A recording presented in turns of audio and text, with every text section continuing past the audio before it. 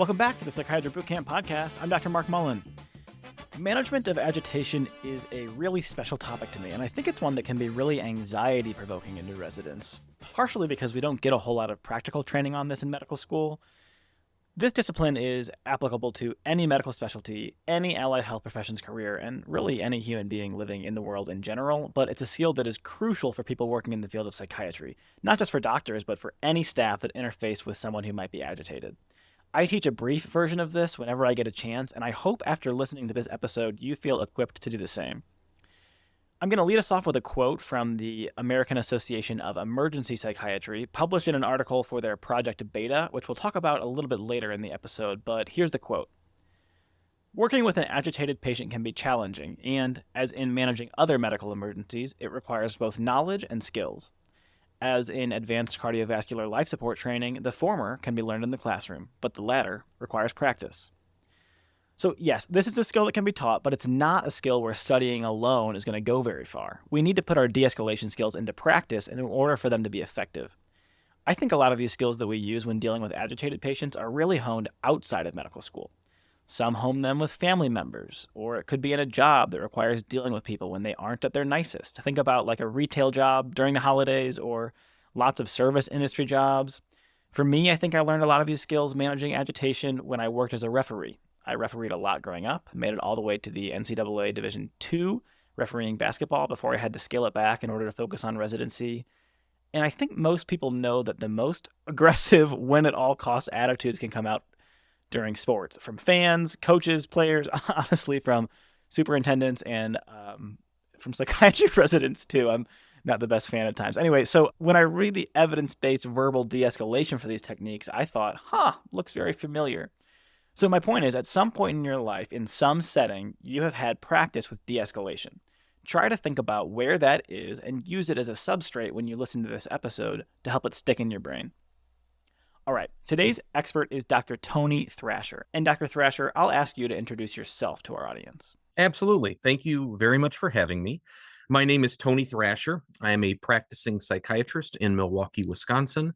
My primary job here is as a medical director of the crisis services, which involves a bevy of different things, including both hospital-based and non-hospital-based services, different interactions with law enforcement, community stakeholders, mobile teams, things of that sort.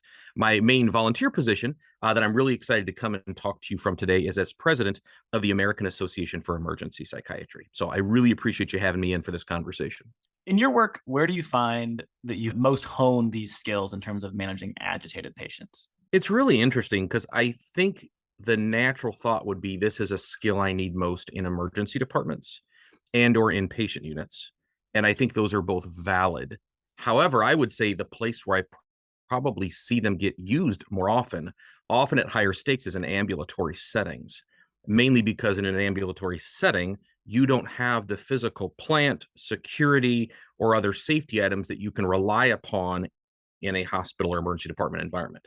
So I'd say you would see them throughout your training, but I think the more you do this, you realize that you probably use a lot of these de-escalation skills throughout all of your milieus. And then ironically, often it's not with the patients, but with other stakeholders for the patients. Yeah, that is certainly something that I connect with in my third year clinic year. There's a lot of situations where there's really no playbook, and sometimes the stakes are high and the emotions are running high. And so there's a lot of de-escalation that needs to take place. And that's a really good point too, that I didn't even think about the ambulatory setting when putting this podcast together, but it just goes to show you how broad this topic is. So we're going to talk about this sort of undifferentiated agitated patient. And agitation can have countless causes, presentations, a patient who is intubated in the ICU, pulling out their lines, we might call that psychomotor agitation, is clearly much different than a patient who is intoxicated on a stimulant, yelling profanities, destroying property in the ED. But the nice thing is your organization, the American Academy of Emergency Psychiatrists, has put together some guidelines for us to apply to sort of any situation. They call this the Project Beta. Dr. Thrasher, what is Project Beta? So Project Beta was an accumulated effort back in 2012 of several different sites of both emergency medicine and emergency psychiatry to try to put together the best practice in how to handle agitation. And in doing so, they put out a series of 6 different articles that ranged from everything from the verbal approach to the psychopharmacological approach to the use of and avoidance of seclusion and restraints. And that was published in the Western Journal of Emergency Medicine. I believe there's 6 excellent articles. And one of the best things about this set is they are completely free to access. They have been out there the entire time. You can use them. I've seen a lot of groups use them for journal clubs or for teaching opportunities. They are really written not just for the physician in mind, but also for other members of the care team. Because I think, as we'll probably get into, even if you as a physician are very well trained in this, depending upon where you practice, the odds are you are not the first person to come into contact with an agitated patient. And so the real truth becomes, once you as a physician core group understand these skills and become fluent in them, how do we then pass on that knowledge to other members of our team who actually, the irony in all of this, can do a lot more at an earlier point in time and can possibly keep episodes from getting to the point of agitation, and we can actually handle them at the earlier stage of dissatisfaction or irritability. That's all listed in the Project Beta guidelines. Right. So these are skills that can be taught. And as someone who has read those articles, it's really laid out so clearly. I would definitely encourage everybody to take a look if you have time. But that's also why we're here. So we're going to give this to you in a setting where you can walk your dog and listen to ways to de-escalate people. So why is this topic so important for us to include in Psychiatry Boot Camp? Well, I appreciate you bringing attention to it. I think the first thing to remember is that agitation in of itself is the diagnosis. And that's why I love that you're taking an undifferentiated approach to this. Very often people can get caught up in the weeds of what is causing this, which we should, as scientists and as physicians, we should be wondering what the etiology is. But that being said, I don't want that to delay the treatment of the agitation. Agitation is an emergency medical condition. I equate it to a heart attack. I equate it to a stroke. I equate it to acute abdomen. I equate it to uncertain third trimester bleeding. There's all these other medical emergencies that we are taught, regardless of what type of physician we become. We are all taught how to handle these because they are that emergent. Agitation is one of those things. And I think, particularly from a psychiatrist perspective, while it may be seen that we're always thinking about agitation being comorbid with pre-existing psychiatric illness, it has been my longitudinal career that some of the most difficult cases of agitation are in people with no psychiatric history whatsoever. And so regardless of, once again, what type of physician you are, I think it reminds us as people that take care of the human condition that anyone can be agitated on the right day. Anybody can be having the worst day of their life, and that can manifest in many different ways. For some people, it's agitation. So I think it's really incumbent upon us, not just thinking of course, taking care of patients in the hospital or the ER or our clinics, but just anybody we might run into. It's very, very important as a psychiatrist.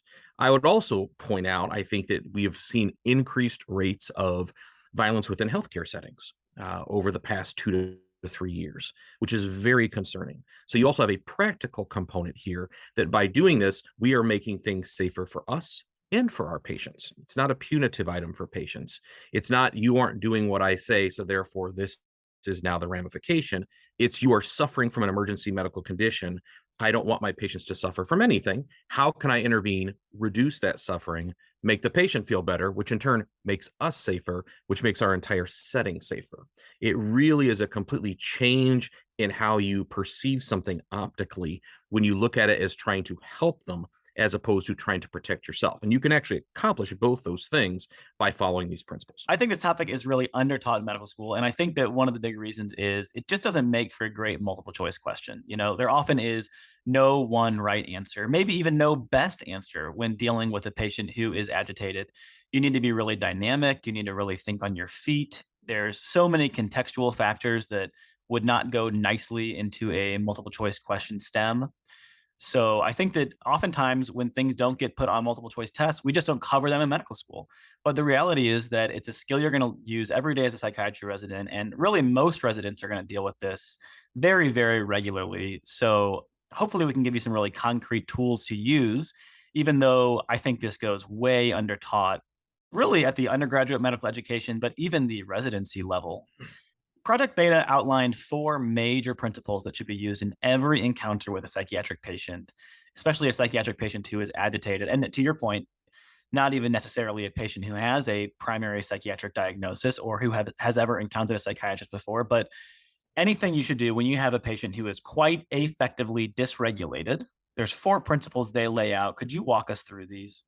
Absolutely. And if you don't mind, Mark, even before I answer that question, I just want to give kudos to you calling out the educational component, because you are absolutely right. This is a much larger issue in medical education as a whole. The desire to only teach things that can easily be assessed for or measured, which we understand the need to have metrics. But I definitely think that when it comes to this, as we proceed through this conversation, it's worth anybody listening to start conceptualizing, how can I learn about this in the book sense? Let's say what we're going to talk about with Project Beta, but then also really dig into, once I'm on my clinical rotations, how do we assess for this? Because I have seen there's a lot of interesting ways people can role play, which is never the easiest way to assess somebody in an educational sense. But I do think there's a role for attendings and for senior residents and fellows to then teach to the people that are accompanying them, see that scenario, see what I did, and then be transparent about the things that you did well and the things that you did not. Part of being good at this is understanding that we are not always good at this, because we are not robots. We are human beings with an autonomic nervous system that will kick in at the most unique of times. And we can't turn that off, nor should we. So I think very often when I've been teaching this to people, I like to show them, hey, let's talk through what you just watched me do. I think I did about, 75% of it right. And the trainee's eyes get really big and say, you didn't do it already. I'm like, no, I made a strategic error there. I didn't mean to, but I did. Let me talk to you about it. And I think that level of vulnerability is very important. And we see this when reviewing cardio and resuscitative codes as well, is when you review it, trying to go through the different steps. And a lot of this can be equated to practicing codes or practicing ACLS. So anyway, I just wanted to toss that in from an educational standpoint, but you are absolutely correct. There are four main pillars that Project Beta really wants to put out. First off is the idea of verbal de-escalating and actually verbally engaging the person. And I know we're going to talk about this more in a bit, but that's probably the most underused component, also probably the most under-recognized as to its impact. So number one is verbally engage to de-escalate if at all possible. Number two, start looking for any sort of medical mimicker or medical conditions. It doesn't mean a complete medical clearance, but there's a big difference between somebody with a known schizophrenia spectrum disorder who's off clozapine and presenting with symptoms of psychosis and agitation versus somebody who's 56, who was just in a car accident and has no psychiatric history, presenting agitated. Each of those should have very significant different medical concerns for you. So that's step two. Step three, work in your psychiatric evaluation. And I think that's the hard part, that people, this is not always a stepwise process. Sometimes you're combining pieces, and it may be starting the verbal de-escalation, checking for medical issues, asking the first third of your evaluation, then going back to verbal de-escalation, and then working other pieces in. So after you have your verbal de-escalation, you have your clearance of kind of medical mimicking concerning conditions, starting your psychiatric evaluation, then you also get into treating the agitation outside of verbal components, either psychopharmacologically or possibly, if need be, as the least restrictive, with some element of seclusion and restraint. Those are the four big pieces that every event tends to have. And like I said, in a perfect world, it goes A, B, C, D, and you don't need B if you can solve it with A, and you don't need C if you can solve it with B. But the truth is they're often intermingled. And I think Project Beta, and hopefully what we can get across in this podcast, is we need to take a really pragmatic approach to this. So there is always going to be an optimal workup that you're going to want to do for these patients. You'd love to immediately get an EKG on every patient that comes into the ED that you think may need an antipsychotic to calm them down, right? But this is an emergent situation. So we're dealing with very suboptimal factors in terms of the assessment that we can do. And what I really liked when going through the articles was, the articles are written with both feet on the ground. What can we actually do right now? And what do we maybe need to save for later after the emergency has subsided? So, just as a little primer, I'm going to walk our listeners through the way that I conceptualize the continuum to agitation, maybe more of a crescendo. I teach this to every medical student who comes through my service because I think it's just so crucial. It's foundational. And if you don't learn it on psychiatry, there's nowhere else that you're going to learn it. So I basically see four stages toward violence, which is what we're trying to avoid. The first stage is irritability. And irritability, we all get this way sometimes. To take an acronym from AA, hungry, angry, lonely, tired, HALT, right? I think all of us can connect with that, especially those of us who are already in residency, maybe working long hours, working overnight. Sometimes you get irritable, and that's really a great opportunity to verbally de-escalate. We're using those skills every single day. both at work and at home. And then we move forward to agitation. This is step 2. This is more of a behavioral syndrome. It's often used to describe a psychomotor syndrome. And now the mood state, the irritability has kind of progressed into a behavioral activity. And at this point, we're verbally de-escalating, but we're also offering oral medications. And then we might go a step beyond agitation. This would be aggressive. So aggressive is defined as ready or likely to attack or confront. So for me, a big one that I would classify as aggressive is posturing. So maybe a patient gets up, drops one foot behind the other, makes a fist.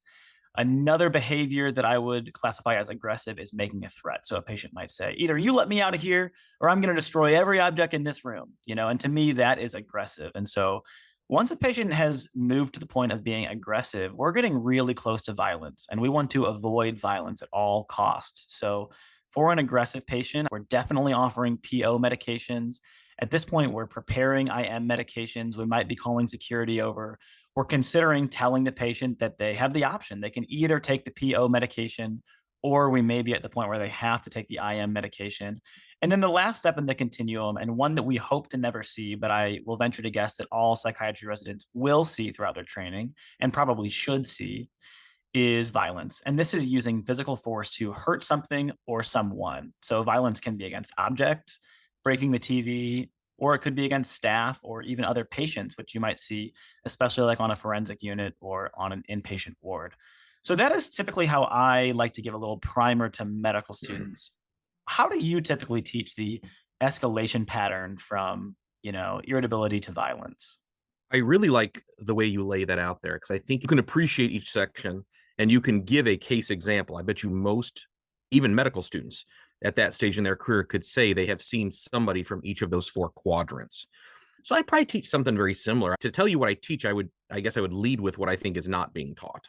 So what is really being missed, I think, in there is most training starts at the time of aggression. That's when doctors are being brought in, is when it's aggressive and violent. And I think for us to really do better by our patients and better by our care teams and better by our mission, it's to start things all the way up there with irritability and agitation.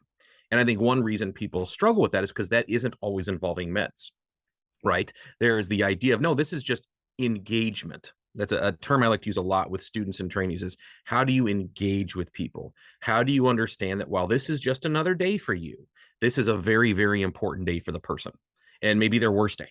And maybe you aren't the reason that they are in a bad mood, but you might be the person it gets taken out on. And it's not personal. That's how things go sometimes when we're having the worst days. We've all done it to other people. We have displaced our emotions and our anger on others. So I always teach it similar where you do, but I really lean into the irritability. The minute somebody is not doing well, how are we dealing with it?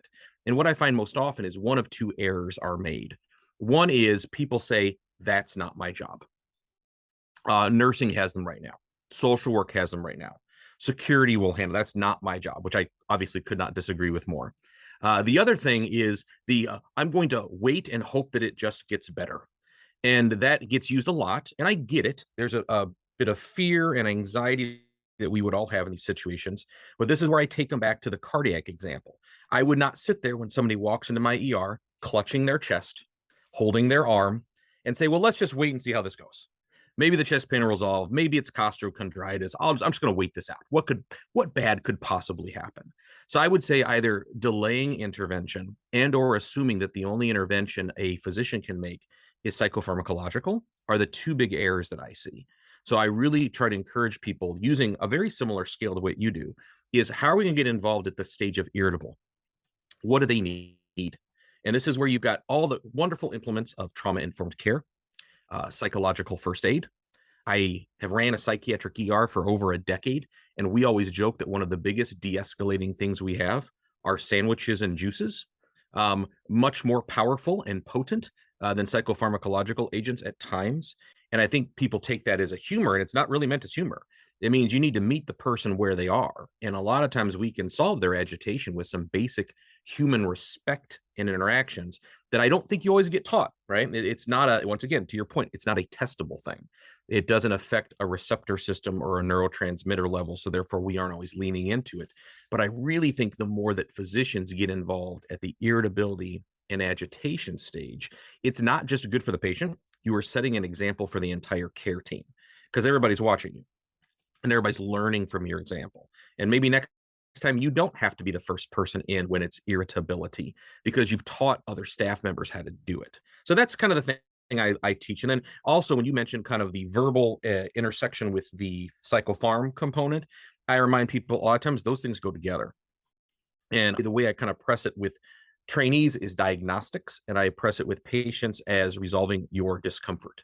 So with trainees, I say, listen, if I wheel myself into your emergency room and I'm doubled over and I'm complaining of the worst abdominal pain I ever have, what is the first thing you're going to do for me? Because you can't get near my belly. You're not going to uncurl me. You can't palpate me. You can't do an ultrasound.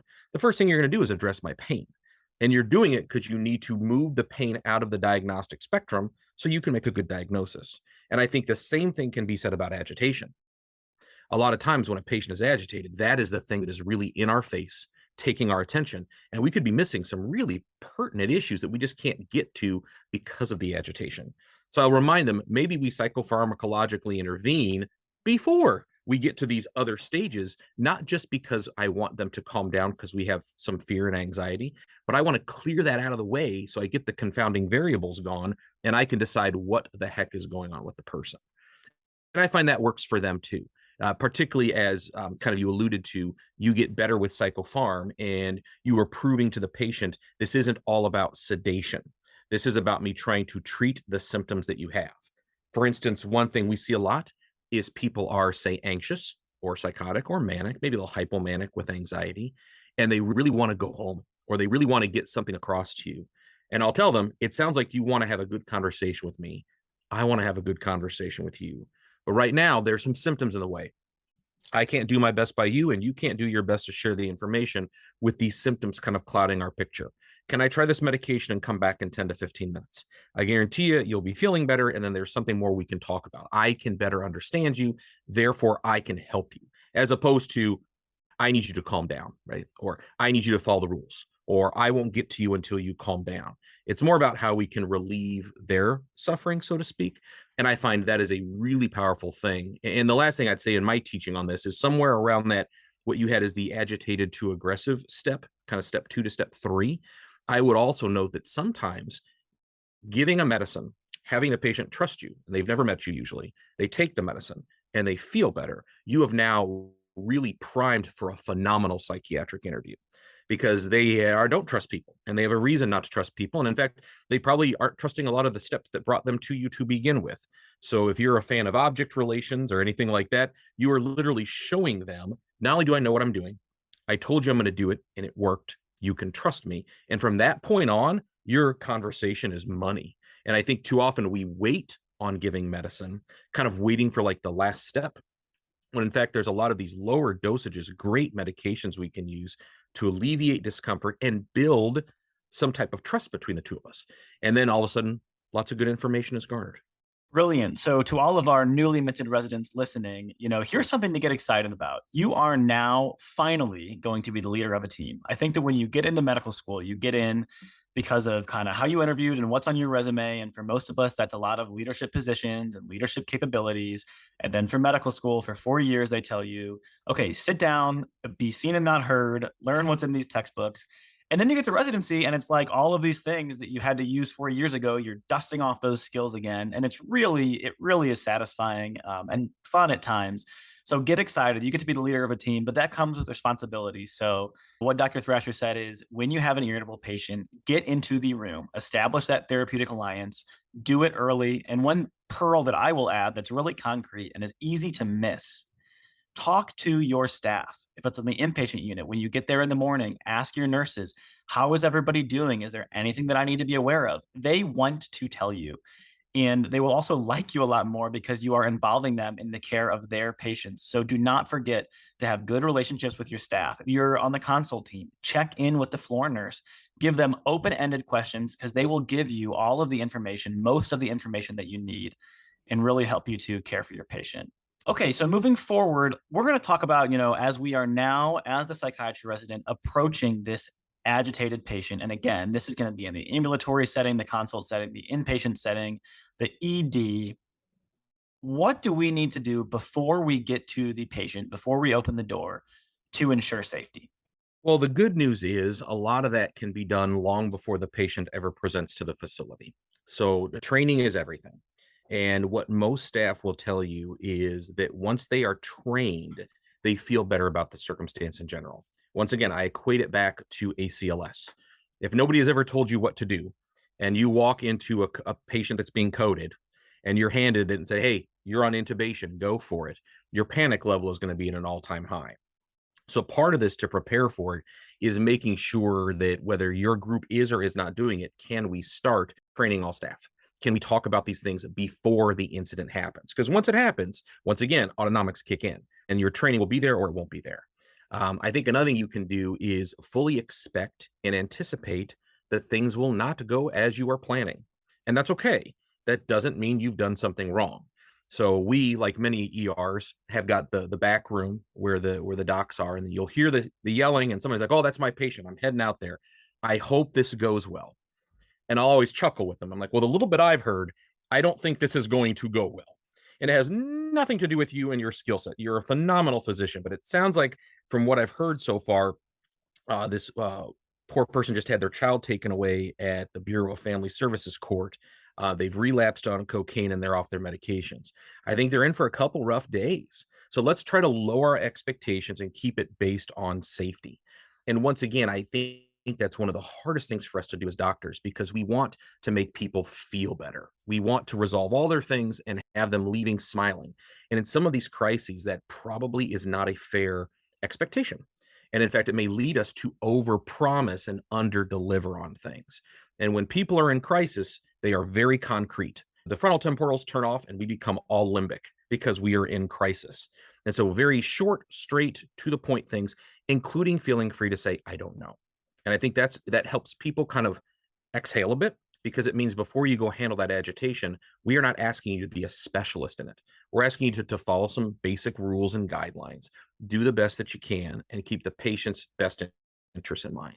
It doesn't mean it's going to end with them shaking your hand and say, thank you, doctor. You've really made a difference today. That may happen, but I'm not going to count on that. I think when you have that type of preparation, you're kind of framing the situation. And then the last thing I would say before you interact is what you already mentioned. Talk to your staff if you have time. You don't always have time. Sometimes you just got to get in there and help. But if you do have the time and this is still kind of percolating, you can see where it's going, definitely talking to the nurse first, talking to the staff. I will often tell security, for instance, hey, I don't think I need you, but this person's pretty upset. I'm about to go talk to them. I'm pretty sure I know how this is going to go. Even if I do my best and they do their best, this could get a little bit hinky. Can you just keep an eye on things? Just be around, just be present. Not saying walk out there and fold your arms and make it look like a militant response. Just be ready and be watching me. I think that type of preparation makes you feel better and it puts a fair expectation. Because as you said, we're not trying to solve all the problems. We're trying to solve the agitation problem. And I think having a kind of a better understanding of what that may look like will help people be less anxious. Psychiatry Boot Camp is brought to you by Beat the Boards. I am so excited to have Beat the Boards as a partner because this is the question bank that I used to study for my own psychiatry board exam, and it made the exam a breeze. The Beat the Boards question style was so close to the style of questions on the real exam that I felt over-prepared during the test. Beat the Boards has courses in psychiatry and virtually every other area of medicine. Visit beattheboards.com to view the entire catalog and take advantage of Psychiatry Boot Camp's exclusive additional 10% savings by entering the word boot camp in the referral line in the shopping cart. Again, unlock these additional savings with referral code BOOTCAMP.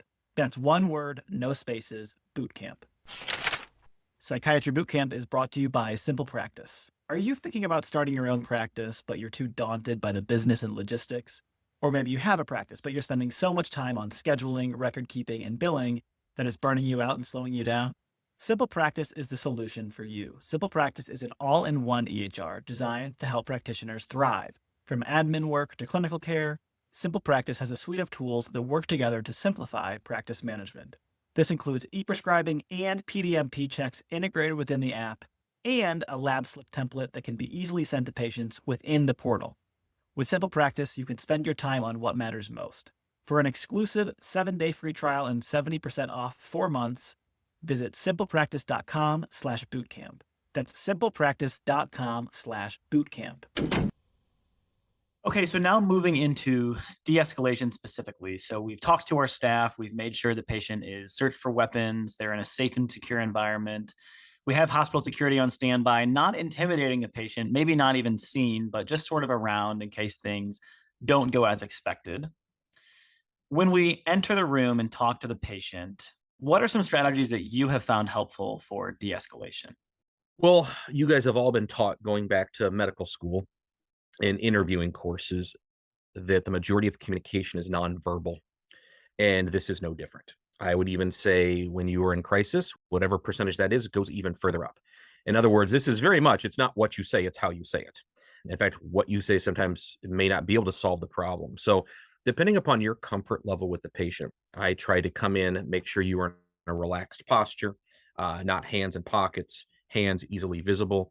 Depending upon the circumstance, we interview at booths where there's a seat. And if the person is sitting, I then sit on the other side of the booth, kind of behind some protective plexiglass, if you will, depending upon the circumstance. And I purposely try to lower my seat so my level is below that of the patient. I have found that to be incredibly helpful. Not that I'm a very tall person, but I am taller than some people. And so, why take the chance? Why let them feel like they are being encumbered or that I'm talking down to them? I also find that talking softly when you do talk goes a long way. And that is really surprising to people because they feel they have to raise their voice to get above the patient's voice to kind of garner their attention. However, it's been my experience that most patients, once they know you're the doctor, and that includes medical students, interns, and residents, once they know that you are of the medical leadership role, they want to hear what you have to say.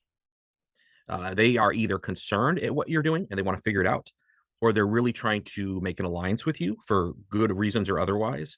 They're going to want to hear what you have to say. So I find as they're yelling, as I talk a little bit softer and a little bit slower, people eventually come down to my level. And I find that helps kind of reduce the issue as well.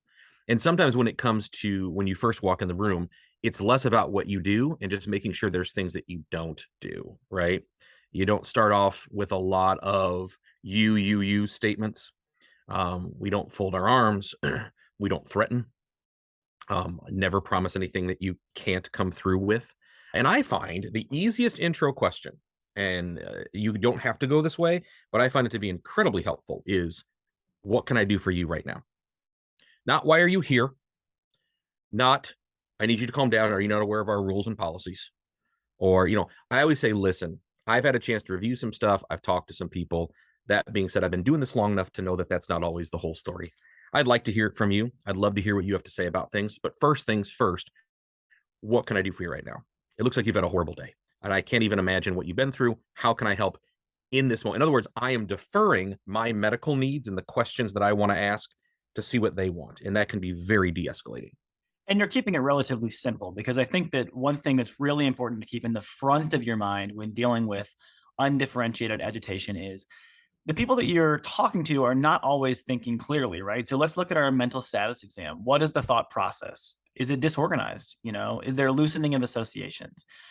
Is the thought content paranoid delusions? Do they think that there is some grand conspiracy that is taking place and they are a victim of it? And if so, based on their delusion, which is a fixed false belief, it may actually be reasonable in that context for them to act violently, right? If you are the victim of some international conspiracy and being kidnapped against your will and having needles stuck inside of you, these people really believe that. And we need to be respectful of that because they are in a true life or death situation in their mind. And so we need to be sure that we keep things simple. We do not escalate a situation further. In the recommendations, there were some things that really struck me, like not putting hands in your pockets, which Mhm. could imply a concealed weapon to people Yep. who are perhaps not thinking clearly. Avoiding direct eye contact, in American culture, eye contact is a sign of respect. Right. But when talking to a person who is sort of thinking with their amygdala and not their frontal lobes, even eye contact can be a threat. It can be an aggressive act. Absolutely. So just some sort of basic things that I don't think are taught often enough to keep in mind. Certainly respecting the patient's personal space. You may want to walk in and shake their hand to show them that you mean well as a sign of respect. But in this case, you want to give this patient a very wide berth for your own safety, for their safety. Another thing that really struck me, and you kind of got to this earlier when you talked about intervening early with irritable patients, is only one designated person Yep. interacts with the patient, which I think is probably easier said than done. Yeah, Right? you once again, we are looking for pie in the sky. But yes, I equate it back to a cardiac code. In a cardiac code, everybody has their role, right? Somebody is leading it, somebody's documenting it, but you need to have one person that's doing the communication. Now, typically, that does fall to the physician. You're usually not the first person on the scene, but I know, for instance, when I come on to a de-escalation scene, I kind of look to see who the lead is, and maybe the lead is one of my charge nurses, and they're doing great. So then, you know what? I stay the heck out of the way. I'm there to support, but I'm not going to override. They're doing everything right. Other times I may come in, it's a younger staff. They're clearly really struggling. Their eyes say it all. And I say, hey, you know what? Thanks so much, Mark. I think I've got it from here. I wanted to meet with Mr. Smith anyway. I've been kind of dying to get caught up on what's going on in his life. Mr. Smith, my name's Dr. Thrasher. And then take it from there. And I love your point on simplicity. And this is what's hard for doctors. So especially younger doctors, because when you come on a scene, you're not just trying to help the patient. I get that. You're also trying to make sure you're following the needs of the attending and the rest of the academic health system that has asked you to do certain things in a certain way, right? So the idea is, well, I need to do my assessment. I got to get my risk done, and they're going to ask me all these questions. Those are all good, but there's a great saying in de-escalation, seek first to understand, then to be understood. And this is really hard for doctors. And it's not because we are egotistical. It's because we have a lot of good information we want to share with people. You want to be understood because I've got the answers. I want to give to you, my patient, and make you feel better. When it comes to de-escalation, fight that urge, delay it, and think about understanding them first. Some of the easiest de-escalation is to think of Maslow's hierarchy, which you guys were all taught at some point in time, way, way back there. A lot of people don't want to get into meds, risk factors, talking to their caseworkers, any sort of hierarchy or actuarial risk stratagems you have. What they want to know is that they are warm, cold, covered, sheltered, fed, watered, and the people they care about are safe. And that gets to your great component on persecutory delusions, somatic delusions, delusions of lack of control. What you really want to make people feel is safe. And doing so and leading with that and not leading with, well, my name's Dr. Thrasher. Here's my list of questions. Sit down. Let's get going. I think that really endears you to the patient. And then once you do that for, I don't know, 5 minutes, this is not a big time out of your day, 5 minutes, let them go first. Let them get across what they need, handle their needs. I guarantee you the door is then open for you to spend as much time as you want on your needs. I just wouldn't lead with them. I think that really is, they are going to judge you based upon the first 60 seconds. And that will basically be the decision on how much information you get over time. I think it's well worth it for us to give them even more than that 60 seconds. It endears you to them. It's going to involve a better interview. You're going to get better clinical data, and everybody's going to be safer because they realize you're not just there to force them into anything. You kind of want to figure out what they need. And it's a lot of times it's a phone call. It's, can you do my laundry? Hey, the cops picked me up here and I don't know what's going on with my car. My car's just leaving there. I think my car's going to get towed, or somebody needs to feed my dog or my cat. There's a lot of these basic Maslow's hierarchies that we're not aware of that are going on in the patient's life because they got pulled out of their life and got set in front of you. And if you hear nothing else on this podcast, hear this. When a patient says something like that, something that they are worried about, I'm worried that no one is going to feed my cats. I'm worried that my car is going to get towed. Here is what you do concretely. You say, okay, tell me if I have this right. So you're worried that no one's going to feed your cat, and your cat's really important to you, right? If you've spent any amount of time doing suicide risk assessments, you know how important people's pets are, right? So that's a really good example. It might seem silly in an emergency to say, I understand that you're worried about your cat, but what you're doing is you're making that person feel seen. You're making that person feel heard. You're letting them know, you're sort of connoting to them, your needs are important to me. You are my number one priority. You are treating this person with unconditional positive regard. My psychotherapy supervisor said something that really connected with me because I am a musician. He said, psychotherapy is like jazz improvisation. It's not the first note that matters. It's all of the notes that follow that. And sometimes you can make a bad note fit. And there's a really important, I like that. There's an air of confidence that is required to go in and deal with, Ian, agitated patient and know that I have the skills to manage this situation. I have the skills to keep myself safe, to keep the patient safe. And so I would encourage you, it's okay to hit a wrong note when you are trying to de-escalate somebody, but here's what you anchor to: validate, reflect. The patient says something, you detoxify it and repeat it back to them.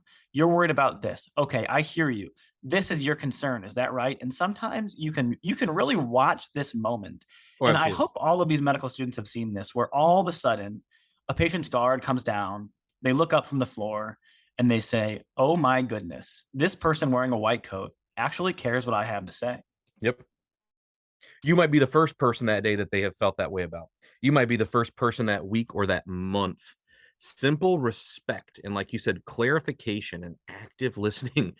I'm all for the psychopharmacological component, which we can talk about, but I just really want to call out to people.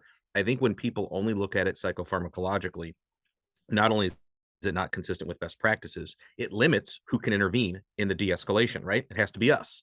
Whereas if you teach more of these skills of respect, engagement, tolerance of emotion in the person that's in crisis, not trying to force our agenda, but kind of leaning in, and to your point, improvising, which wherever they may lead us, you can teach a lot of different scopes of practice to intervene early on, and it makes all of our jobs markedly easier. So we want to connect with the patient. We want to validate the patient.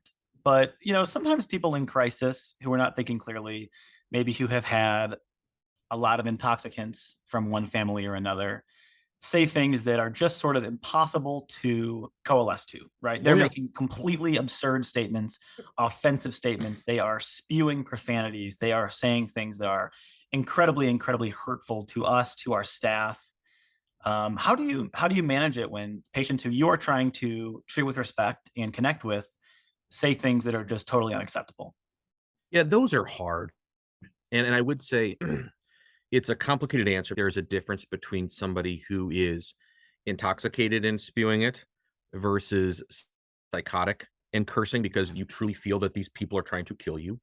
Versus personality disorder, right? Where Absolutely. this person is trying to pull your strings, Correct, push your correct. It's somebody buttons. trying to escalate the situation as you're trying to de-escalate. So, but I will say this: I think the important thing is not to take it personal. I always compare it to when you're in pediatrics, you don't shake the baby when they throw up on your shoulder. Okay. The person is dealing with an illness, whether it be personality based or something else. Deal with it as best as you can. I find that people get into trouble during de escalation when they try to make things dichotomous. So, what I'll hear is, "Sir, we don't allow that type of language. You have to stop that." Well, first of all, you can't stop it. Like, are you saying you're going to discharge them? Are you saying if they don't stop, you're going to restrain them, which, by the way, is not at all legal or ethical? Um, so don't put yourself in a if then situation that you then could get called out on. But I do like to point out, "Sir, I understand you're upset. Ma'am, I understand you're upset." And I think that can really be manifested by how you're seeing us too, but we really are here to help you. We want to help you. We care about you. And to do so would just be easier if we could talk a bit calmer. And I think I have found, even if the person truly does not like you for whatever reason, the more you remind them that you care for them and you are there to help them, eventually that has like an additive, synergistic component to it. I'm not saying they're going to like you, but they do calm down. It's really hard to sit and curse at somebody who is continually telling you they care about you. There's some sort of interesting emotional blockade there, but you need to mean it. In other words, I take it from, "I'm worried about you, and your cursing is clearly a sign that you're hurting. Let me help," as opposed to, "You need to cut that out or we're not going to serve you." Those are two dramatically different pathways with dramatically different outcomes. Right. So when I talk about validating, reflecting, part of validation is there's a flavor to it that is agreeing with the patient. When I'm validating what you're saying, really, I'm sort of agreeing with you that, yeah, anybody might feel that way. I see what you're saying. One of the key recommendations from Project Beta that I anchor to, and I really do when I'm managing an agitated patient, this is again the big red light flashing in the front of my brain. Where can I agree with the patient? And if the patient says something that I totally can't agree with, so I had a patient in medical school, he was being wheeled through the ED on a stretcher, and he was saying, "You all are just racist against me because I'm white," And I looked around, and everybody taking care of him was white, and I thought that doesn't seem to make a whole lot of sense to me, and there's no way that I can agree with that statement. So what do? You do have the option of sort of agreeing in principle, right? So you could say to a patient like that, Sir, I really do believe that everybody should be treated equally. Everybody should be treated with respect. We have no room for discrimination in this hospital. And I'm here to listen to you. What are your specific concerns? Right. So agree, agree in principle. And if you absolutely can't agree and you can't agree in principle, then agree to disagree. Okay, sir, I'm not sure that I can agree with you there, but, or, and then you maybe change the topic just a little bit to find something that you can agree on. I think that last part is a beautiful professional swerve, right? Because you are going to find it's not just agree to disagree, period, end of conversation. The nurse will now see you. It's okay. I often do this when it comes to dispositional components of the all. I want to be admitted and you're discharging me, or I want to be discharged and you're admitting me, which, by the way, are high times of risk of agitation. Not surprisingly, I would say something like, sir, ma'am, I think we have definitely talked enough that we are going to need to have you admitted at the hospital. And I fully acknowledge that is not what you want. And I'm sorry. I'm not sorry because I think I'm doing the wrong thing. I'm sorry because that's hurting your feelings and it's not what you prefer. And I'd prefer to do things that you prefer. But right now, my particular opinion and medical evaluation and duty to keep you safe means we need to have you in the hospital. That being said, I'm betting there's some other things going on in your life that I could help you with. What are some other things I could do for you right now? In other words, it's the old sandwich, right? It's the positive, constructive, positive. And so if I'm going to give a piece of information that we are going to agree to disagree, I've already have it set in my head. What else are we going to turn to so I can give them something? Now that I am keeping you in the hospital, it sounds like you had concerns about your work. Can I help you with any forms? You said that your family isn't going to understand and they think that you're just faking. Could I talk to somebody and explain to them how depression and suicidality is highly under-recognized in the average Black male and how we should talk more about this? There's just a lot of different neat swerves. So I really like how you did that because a lot of times you can agree in principle, but you are going to face some you can't.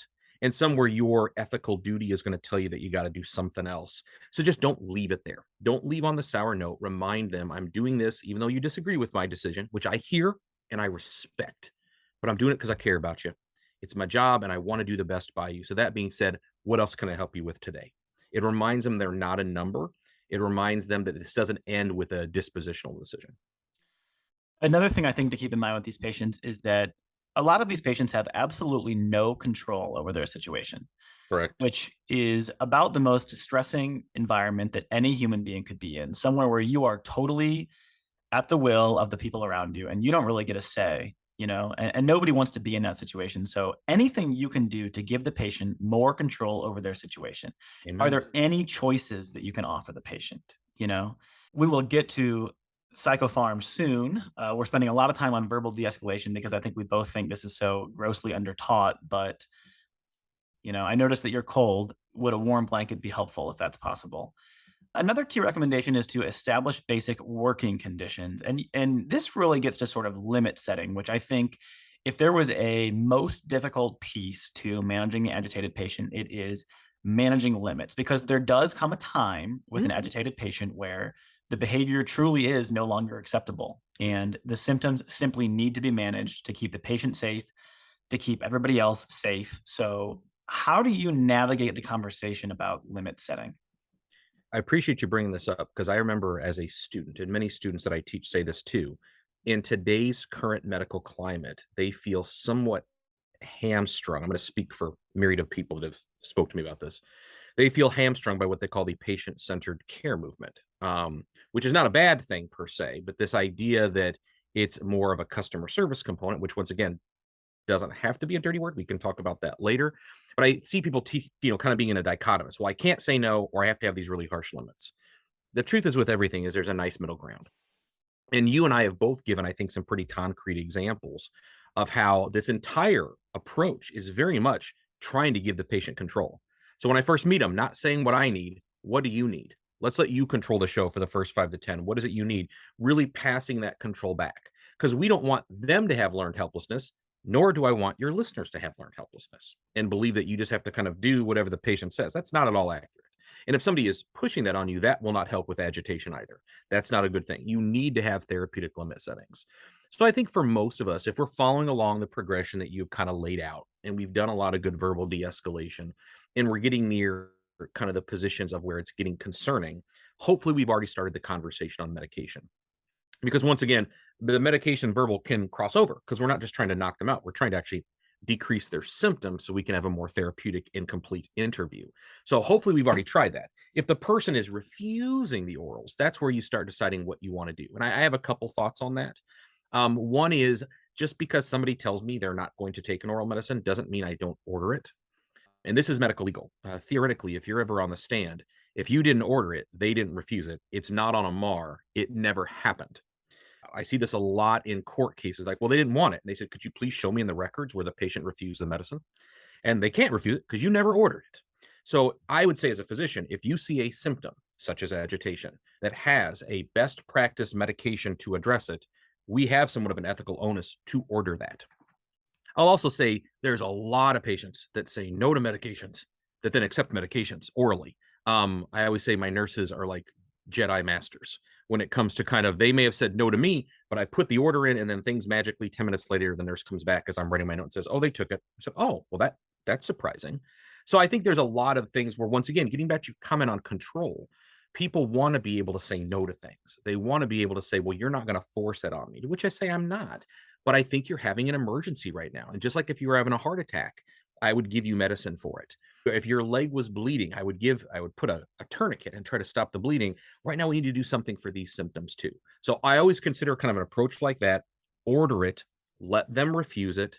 I don't always get into the, back and forth, but I'll often tell people, I know that you aren't really interested in this, but I think you need to consider it. So I'm going to order it for you and let you think about it some. Then if they're refusing it and the escalation continues, then you do have to have therapeutic limit settings. I've seen people do well sometimes with just verbally stating, I'm sorry, sir, but we just can't do this anymore. We really need you to bring it down. But if that doesn't happen, then you're probably heading towards the world of restraints. The key reminder on restraints is it is not a treatment. Restraints are not a treatment. So if your answer is, I put them in restraints, I hope that there's a ... and then you're about to talk a whole lot more about what you did. Restraints is not a treatment. Restraints is a method to a treatment, right? Because the whole idea of restraints, what makes them dangerous, is prolonged periods within said restraints. And we just described, Mark and I both described, somebody who is feeling out of control, scared, and angry. I'm not aware of anybody under those conditions that if you strap them to a bed, they're then going to say, oh, now I see the error of my ways. My apologies. Please allow me to, what can I do for you, sir? It's not. It's going to make them worse. It's iatrogenic, right? So I'm not saying you don't need to do it in a safety perspective. But what I see is people do it and then just put up their hands like, okay, now we're done. No, now the work has just begun. You have now started something that is the highest risk component of what we do, which is restraining somebody on an inpatient unit subject to all Joint Commission certifications and the such. How are you going to medicate them? And I see well-meaning people that this may be a situation to think about, is people have a comfort level with restraints, but not with involuntary medications. And the truth is there's a big discrepancy there. Usually by the time somebody has qualified to have to be restrained as the least restrictive item for safety, you've long since passed the legal and ethical refusal of medications. And the way I always try to teach it is, I want to give them involuntary medications because I want to get them the heck out of restraints.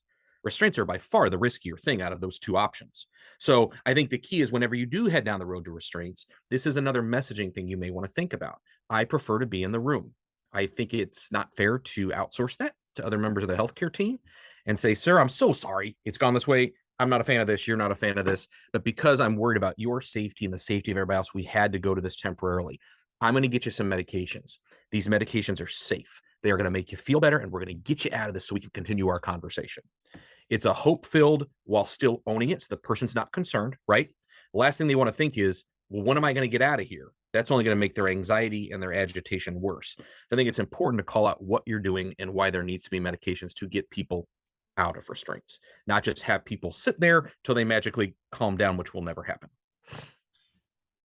As a resident, I will say, I think the first few times that you are dealing with this situation, the first few times that you are ordering involuntary medication, it's really nerve-wracking, and it will shake you to your core. I can tell you firsthand, you will go home that night and you will lay down to go to sleep and you will think, I cannot believe that I just put in an order that put a psychoactive substance in a person's body against their will. This job that we are doing is totally sacred. This is people's neurochemistry that we're talking about. This is their personhood. These are their constitutional and human rights. And It's very difficult, and that's okay. We are in a job where we are operating under circumstances that are not normal, and we are doing the best we can in really difficult situations at times. One thing that I want to encourage our listeners to think about is this is going to get a lot easier the more you do it, because Dr. Thrasher and I have now seen many patients after we have ordered involuntary medication. And in my experience, I think the rates are legitimately 95% of patients are maybe not directly grateful, but certainly much more calm, certainly much more open to having an amicable interaction. And you are now on the road to stabilizing this patient and giving them their life back, because their quality of life when I met them and they were breaking things in the emergency department was really not very good. And now that they are calm and maybe they have their decisional capacity back, we can get them in a situation where they're able to thrive more. So this does get easier with time. But if you're feeling any apprehension about this, it's warranted. It's totally warranted. It's a really serious topic, and it's something that we do not take lightly. That's a beautiful way you put it. You should feel some trepidation. Not only will you, I think, and I've been doing this a long time. I didn't get into that in my intro, but the majority of my career has been involuntary, high acuity, forensic level clientele. So this is something that is much more comfortable to me than probably many others, and it still bothers me to this day. In fact, that's one reason I like to teach on it and to look at the ethics of involuntary care. You should struggle with it. I'm always examining my different thought processes on how did we get here? Was there something better we could have done? Just because it ended up in restraints and involuntary meds, I'm not assuming there was a failure, but I'm going to look back and see, could we have done something different? I'm always looking to process improve. There's a reason we call it the least restrictive component, right? You only want to go to that if you absolutely have to. So I just appreciate Mark bringing that up, because I think it's really important you talk about it. Don't hold it inside. It doesn't mean that you are not cut out to be a doctor. It doesn't mean you're not cut out to be a psychiatrist. The number one thing that most psychiatrists in training struggle with is any sort of involuntary processing, as you should. So talk to people, whether it's a peer group, whether it's a more senior resident, whether it's an attending, whoever you want to chat to me or Mark, whatever, but reach out to somebody and talk about it. Don't just sit on it. And this is more than our personal opinion. This is another key recommendation from Project Beta is after the fact, Correct. debrief the patient, debrief the staff. It's a learning opportunity for everybody. It's an emotionally heavy experience for everybody. And it's really important. And now you're the doctor. Now you're the team leader. And it is incumbent upon you to take the time and to take the mantle and debrief your team and teach about what just happened and go over the principles that you use when making these decisions, because you did not, shall I say, pull them out of thin air. And on that Yep. note, one thing that I think keeps all trainees up at night is sort of the legal implications of the decisions that they make. So, Dr. Thrasher, could you go into a little bit for me? What are the different legal things that we're thinking about when we're considering medicating someone involuntarily? Absolutely. So anytime we're talking involuntary processing, you are always comparing risk to risk. There is not a no risk. And that's often something I see people miss. They're looking for the green light, not the yellow or the red.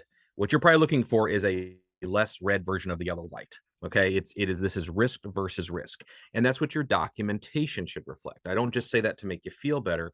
That's a good lean into the documentation. You're not saying, well, this is the indicated thing. Well, no, there's a risk towards not involuntary medicating them. And I considered that risk. And the risk of not medicating them, given that they're already punching holes in my wall, is that they're going to start hurting themselves or other people. And that's a pretty high risk if I don't intervene. I'm going to intervene with restraints and involuntary medication. That carries a risk as well, but it's markedly lower than the previous risk.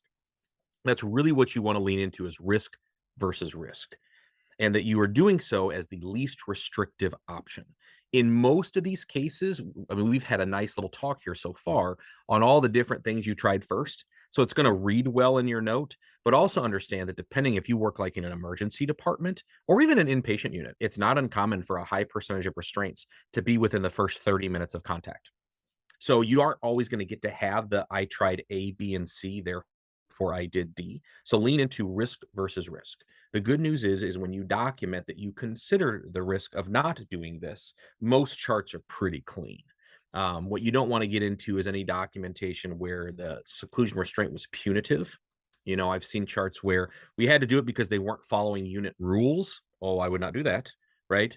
Anything you're doing with restricting somebody's civil liberties needs to be tied to safety. imminent risk. Those are your keywords. In order to this day, if anybody goes in restraints on my watch, because of my concern over imminent dangerousness, I found the least restrictive option at this time to be fill in your involuntary med and restraint. That's why we're doing it. It's not because somebody won't follow directions. It's not because somebody didn't behave the way we wanted. And sometimes it's not your notes that you have to be worried about. It's other treatment team members, which is why this is such an important thing for you as a leader to kind of get a handle on. Because a lot of times that debriefing that Mark just mentioned is so important. And not just debriefing with the patient, but debriefing with your team. And that can be, hey, I saw what you did. And, are you doing okay, first of all? Because a lot of times our staff have trauma backgrounds.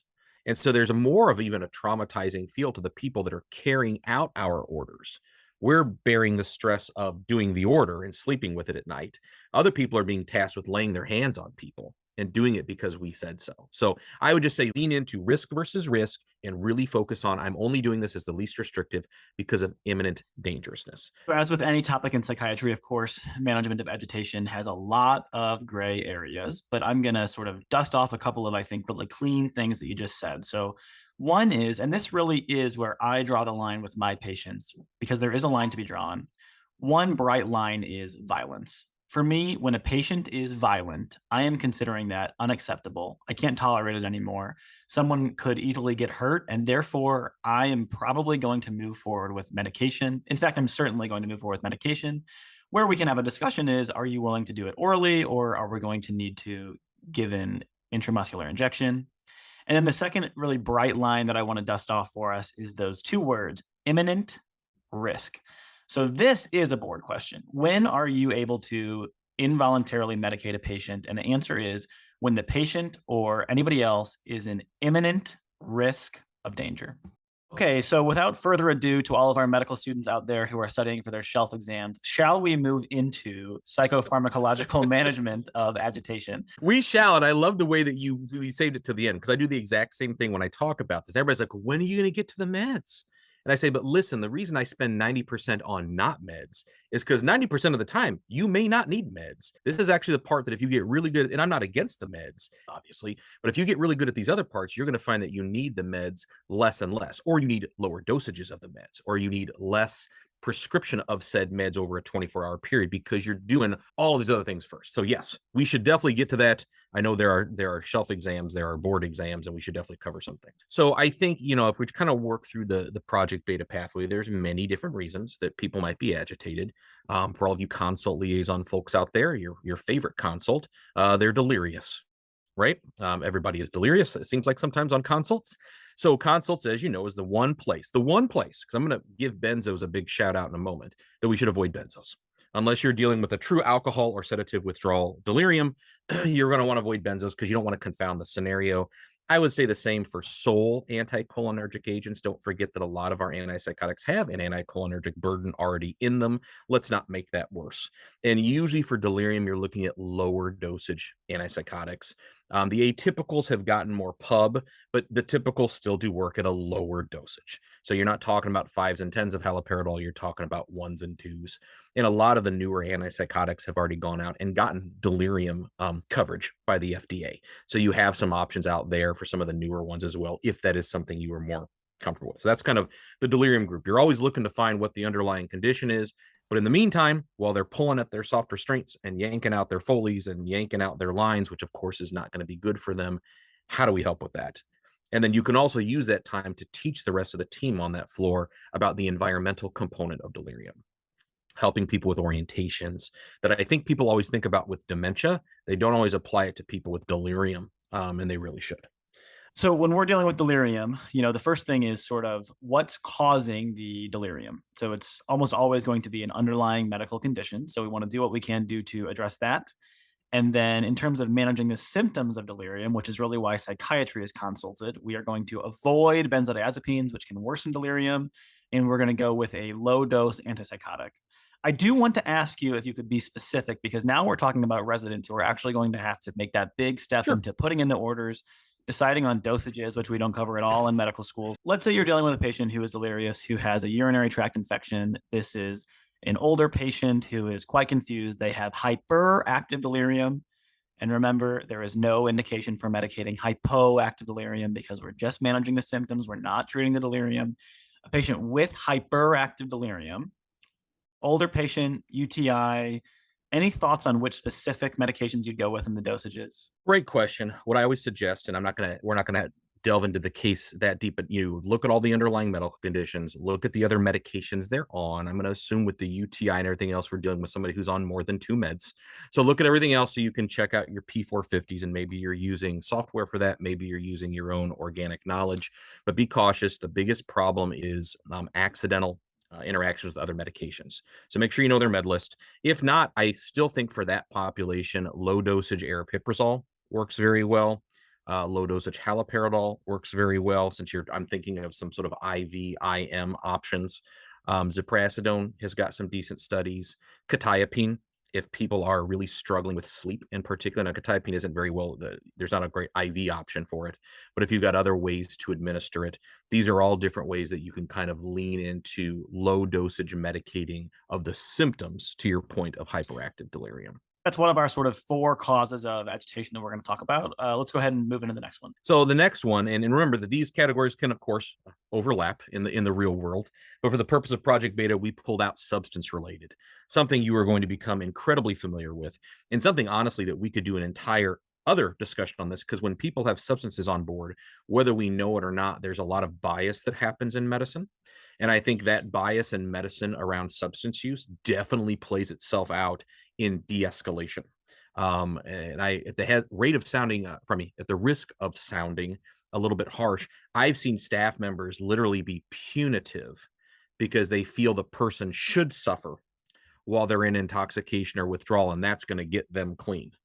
Which, of course, if you know anything about substance use, is not at all the case. So when it comes to substance intoxication, you want to alleviate the problem. Usually, if somebody is coming in intoxicated, antipsychotics are okay, as are benzos, depending upon the circumstance, if you're not worried about their airway. What I find more often when it comes to agitated patients, they're agitated because they're withdrawing. Now that, remember, you can be intoxicated and still starting to withdraw. It depends what your baseline usage is. I work in Wisconsin. We don't see people with blood alcohol of 0. I see them starting to withdraw at 160 because they're used to living at 420. And so they've definitely dropped down their level. And I've seen staff say, well, we're not going to give them benzos. They have an alcohol use disorder. I'm like, well, they're going through alcohol withdrawal, which is not only deadly, but incredibly uncomfortable, which is probably driving their agitation. Why would I not ease their suffering? There's no evidence that easing people's suffering during withdrawal makes them use more than they're already using. Once again, that's kind of that punitive approach that I think is really outdated in today's medicine. So if you know that you've got a benzo or alcohol case, I would definitely think about getting benzos on board. Once again, unless they are literally about comatose, you are not going to close their airway and you're going to make them feel better. Another category that we didn't talk about as much in beta, but it's very pertinent now, is opioid withdrawal. And we know that opioid withdrawal is not going to kill the person, but at the same time, they're going to be really agitated. And I've seen people throw benzos and antipsychotics at people where I'm like, aren't they just coming off of their opioid? And in fact, sometimes they may be abusing some opioids, but they're prescribed baseline opioids. So if you're not giving them their baseline opioids, this is going to be a really nasty withdrawal, and you're not going to be able to de-escalate them in a safe manner. So think about that. You can also dig into, like I said, just plain usage of benzos and antipsychotics. When it comes to specific antipsychotics, ironically, there's a lot of data on haloperidol and alcohol. I would argue there may be a selection bias there. A lot of the studies that were picked, which were good studies, were done at a time when haloperidol was one of the highest used antipsychotics. There weren't a lot of other kids swimming in the pool, so to speak. So some of that data could be biased in that context. But that's the key, I think, with all substance use intox is, first of all, intoxication does put you at a higher risk for violence. And people that are withdrawing are often feeling so horrible that agitation makes perfect sense that that's how they're behaving. I think it helps us to focus on that with some empathy and not make the situation worse. Got it. So, and this is a question that actually has come up on each of my psychiatry residency and training exams for the boards that I've taken so far, which is 3. Every single exam has asked about how to manage agitation in substance related agitation. So, in summary, if it's a CNS stimulant, cocaine, methamphetamine, PCP, sometimes you don't know, but sometimes you can make a really good guess. And in that case, we're going to go with benzodiazepines, right? So, CNS stimulant, go with the depressant, benzodiazepines. If it's a CNS depressant that the patient is on, like alcohol, in that case, we're going to lean toward antipsychotics like haloperidol. However, as you noted, we cannot rule out the possibility that the agitation is actually coming from alcohol withdrawal, even if they do have a blood level of alcohol. How can you tell? Look at the vitals. What's their pulse? What's their blood pressure? Are they diaphoretic? Do they have a tremor? If so, they're in alcohol withdrawal. And even though there's some alcohol in the system, the most appropriate treatment is benzodiazepines. So those are our substance related causes of agitation. The next one that we're going to move into is sort of primary psychiatric disorder. So this is going to be a lot more common, not in the ED, but on the inpatient units. We're going to see this all the time, especially in our special care units. So how do you deal with the undifferentiated patient who has agitation and a primary psychotic disorder, and they're on the inpatient setting, so you're fairly certain that it's not due to intoxication? This is probably my favorite one, Mark, because it's the one that I get the funniest calls on from other consulting agencies, where they'll say, doc, I've been this person with schizophrenia, and they're saying all these crazy things, and there's a lot of, oh my gosh, you wouldn't. I'm like, yeah, I would believe you. Go ahead. And there's all these symptoms. And I've given them now about 18 of Ativan in the past 24 hours, and they're still really psychotic, to which I remind them, correct. You're not treating the target symptom. You are sedating the target symptom, but you are not treating. And so I think there's always, to your point, in the ER, you can't always know. But after you've been with the patient for a while, if you can figure out what is the target, which we should be doing as physicians anyway, what is the target symptom you're trying to treat? If somebody is psychotic, we need to give antipsychotics. It doesn't mean you can't give benzos with them. And I even mean that when it comes to some CNS stimulants, is if somebody is hallucinating from cocaine, even though it's from cocaine, antipsychotics will still reduce those hallucinations. So if you've got this undifferentiated primary disorder, I know it's mania, I know it's psychosis, I'm going to lead with antipsychotics. Now, the reason I like talking about this one so much is if you took a poll of the non-psychiatric physicians and say, which medications scare you the most? It is antipsychotics. They will give benzos to the point of they almost have to intubate somebody. They would rather sometimes consciously sedate someone and put them in the ICU than use antipsychotics. I think some of that is historical. I think some of that is fear over torsades. There's very few sudden death things in our world, and torsades is one of them. However, the more you dig into torsades, you also realize there's a lot of other comorbid factors, including electrolyte infectious diseases and other things that go on. And it's also at a very low percentage rate. So this is another one where you got to teach some of your other non-psychiatric physician peers when you're on, say, consults or inpatient, that, yeah, there is a risk to antipsychotics, just like there's a risk to anything. But if I don't treat this pretty soon, their risk of hurting somebody is about 75%. The risk of torsades is like 0.7. So we are comparing risk to risk. So for that group, definitely lean into antipsychotics. Don't be afraid to use benzos with them. The one cautionary tale I would say is to make sure you're watching your dosing. There's no clear contraindications between any oral antipsychotic and a benzo. I will say my own personal history with the dissolvable form of olanzapine, which is known as Zyprexa, one of my personal favorites, really good in agitation, but it's very sedating. And so if you're going to give that with a benzo, just be aware, watch your dosing. I've seen that lead to some over sedation that's led to some uncomfortable moments there for in both ER and inpatient settings. And to your point, keep in mind that there is a black box warning against intramuscular olanzapine Correct. given with benzodiazepines. So you should really that's a difficult one to defend because you have so many other options other than olanzapine when giving an IM. So probably just don't mess around with that black box warning. I'm glad you got into the risks of antipsychotics because this is, when we're teaching new residents, this is what medical decision making is: risks, benefits. In this case, risks.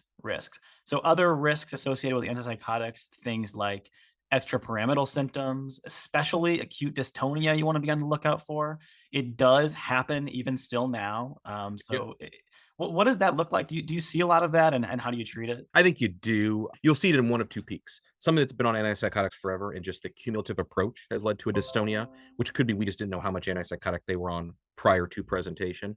Or you will see it in brand new first-time usages. And I think that can be very scarring at times. I've worked with physicians of all backgrounds that have given a well-meaning antipsychotic. It led to an oculogyrate crisis. It led to some sort of dystonic reaction involving laryngospasm. And mind you, those can be easily reversed, unlike torsades. Those can be reversed. You can fix it. It's just still very scary to see, and it makes people very hesitant to use antipsychotics. But once again, we always remember the bad things. We don't always put a lot of focus on the good things. Look at the percentages of how often those things happen. There are ways to manage it. Okay, awesome. I guess the last piece on this psychosis, primary psychotic disorder, is in choosing which antipsychotic. If the patient is already on an antipsychotic, let's say you're treating them for mania and you have them on, 150 milligrams of quetiapine at night.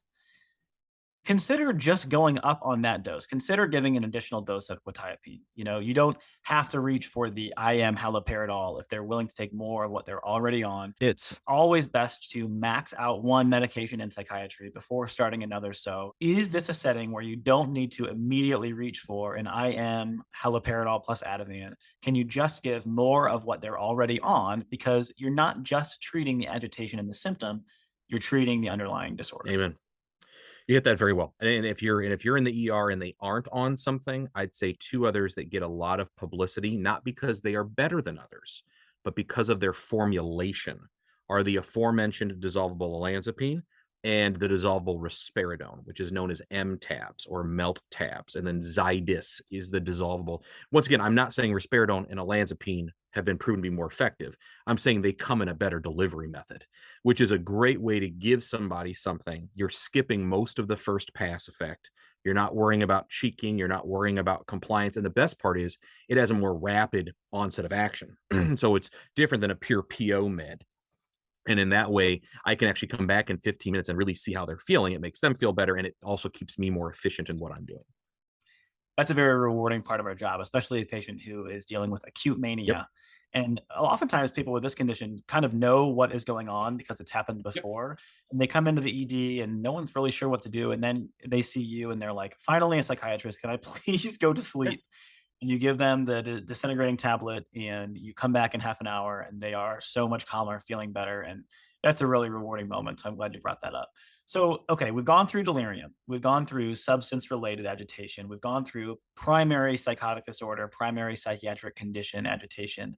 The final sort of category that Project Beta gives us is this undifferentiated agitation, which is kind of what we've been talking about.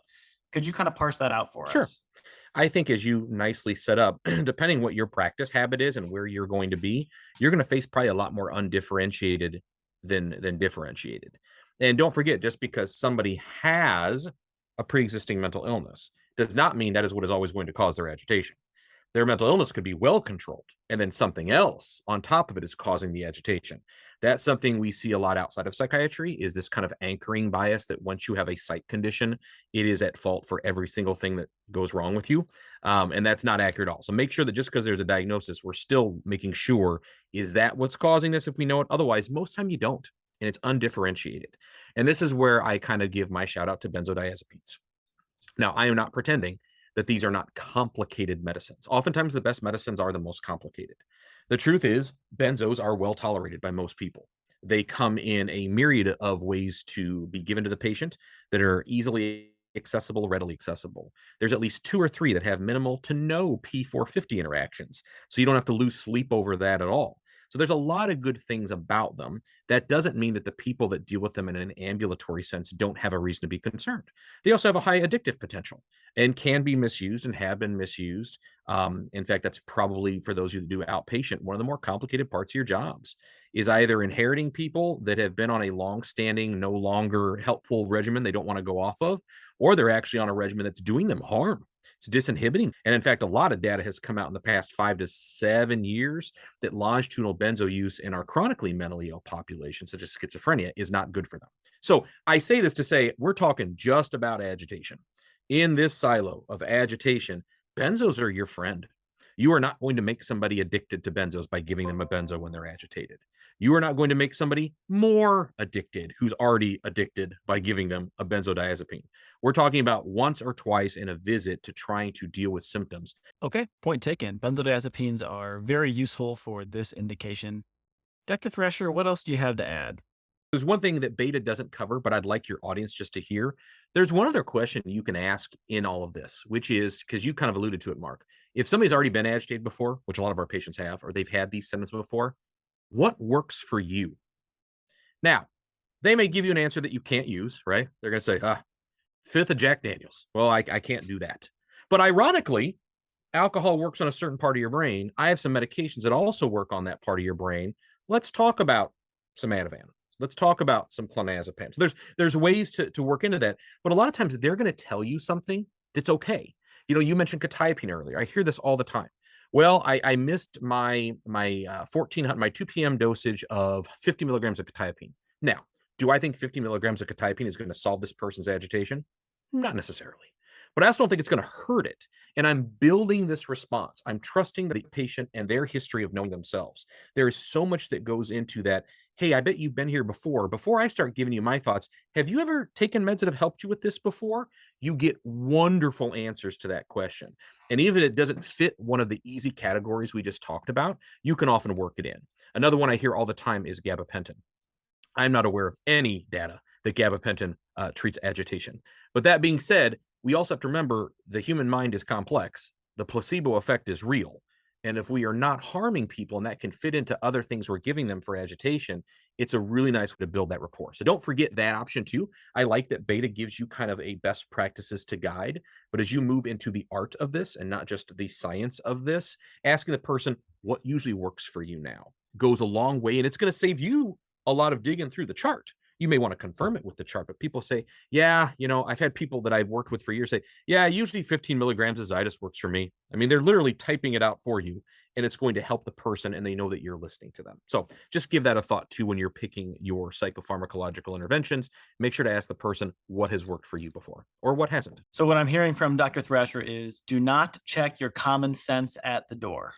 At times, you can listen to the patient. They will tell you exactly what they need. It will help you every single day. It can coexist and be run in parallel and synergize with your extended medical knowledge as well. Common sense is not an enemy of your medical knowledge. The two blend very nicely when you find a way to have them play in the sandbox. And that's where the art comes in. And now I sound like every single one of my professors in medical school, so I probably should stop there. Okay, Dr. Thrasher, any final thoughts for our audience about, psychiatry residency in general, tips for our young doctors, or any final thoughts on agitation at all? Yes to both, if you don't mind. On the agitation side, I just appreciate that you guys are focusing on this. And as I kind of alluded to before, I think we can take this. I really like your 4 steps. So go back to step 1 of irritability. Start thinking about in your training as you go through your career, what does pre-irritability look like? What is prodromal? How much further upstream can we go? Because I really do think so much of this is about engagement. So when I teach this, I often teach de-escalation agitation, then we move into engagement. How do you first meet people? How do you deal with them?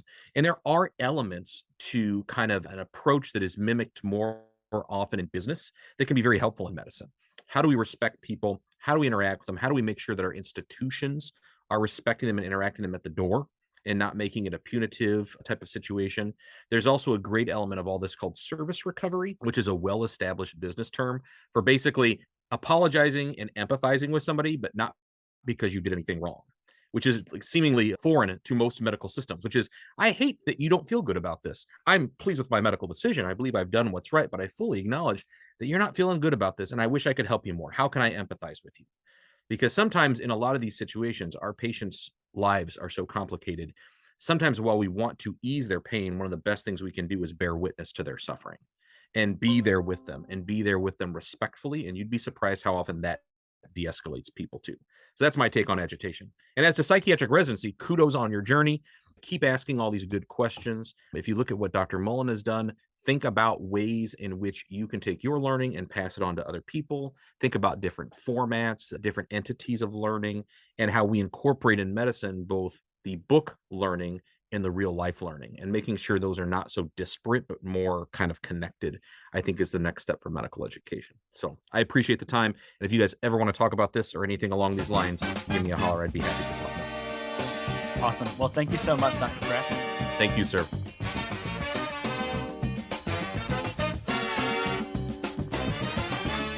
Thanks for listening to this episode of Psychiatry Boot Camp. Please leave a rating and review.